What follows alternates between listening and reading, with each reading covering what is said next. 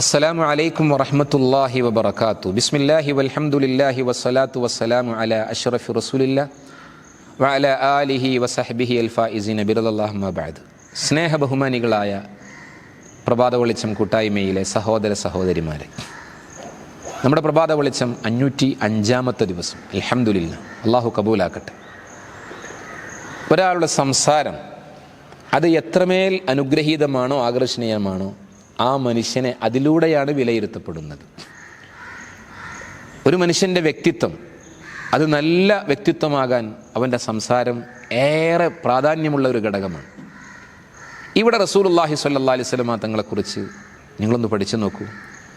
അൻ Abdullahi bin Amr bin As റളിയല്ലാഹു അൻഹുമാ ഖാൽ ലം യകുൻ റസൂലുള്ളാഹി സ്വല്ലല്ലാഹു അലൈഹി വസല്ലം ഫാഹിഷൻ വലാ മുതഫഹിഷൻ വകാന യഖൂൽ ഇന്ന മിൻ ഖിയാരിക്കും അഹ്സനുഹും അഖ്ലാഖൻ. Abdullahi bin Amr bin As റളിയല്ലാഹു അൻഹുമാ ഉദ്ധരിക്കുന്ന ഒരു ഹദീസിൽ കാണാം. അവിടുന്ന് പറയാണ്, ലം യകുൻ റസൂലുള്ളാഹി സ്വല്ലല്ലാഹി അലൈഹി വസല്ലം ഫാഹിഷൻ വലാ മുതഫഹിഷൻ.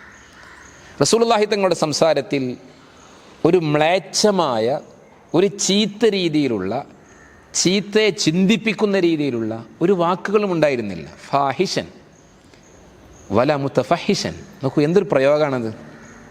നമ്മുടെ സംസാരങ്ങളൊക്കെ നിങ്ങളൊന്ന് ആലോചിച്ച് നോക്കൂ.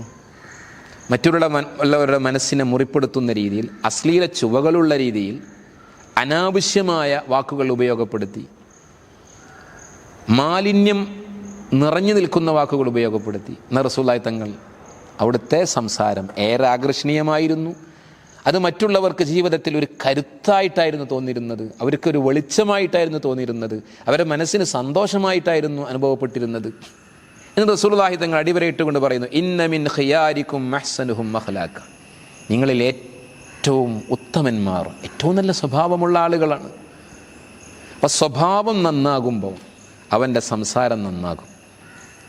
സംസാരം നല്ലതാണ് ഒരു സൽസ്വഭാവിയുടെ വലിയ ലക്ഷണമെന്ന് റസൂലുള്ളാഹി സ്വല്ലല്ലാഹി അലൈഹി വസല്ലം തങ്ങൾ ഇതിലൂടെ പറയുന്നു. എന്തെങ്കിലും സംസാരിക്കാനുണ്ടെങ്കിൽ നല്ലത് മാത്രം പറയുക, അതല്ലെങ്കിൽ മിണ്ടാതിരിക്കുക. ഇതാണല്ലോ സത്യവിശ്വാസിയുടെ സ്വഭാവം. ഇതാണ് റസൂലുള്ളാഹി തങ്ങളുടെ ആ ഒരു തിരു ജീവിതത്തിലെ വ്യക്തിത്വത്തിൽ നിന്ന് പഠിക്കാനുള്ള വലിയ ഒരു പാഠം.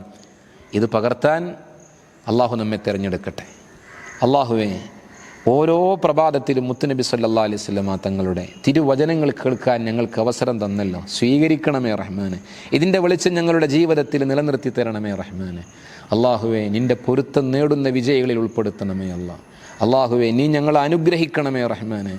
ഞങ്ങളോട് ദുആ കൊണ്ട് ഏൽപ്പിച്ചവരുടെ ഉദ്ദേശങ്ങളെ പൂർത്തീകരിക്കണമേ അല്ലാ.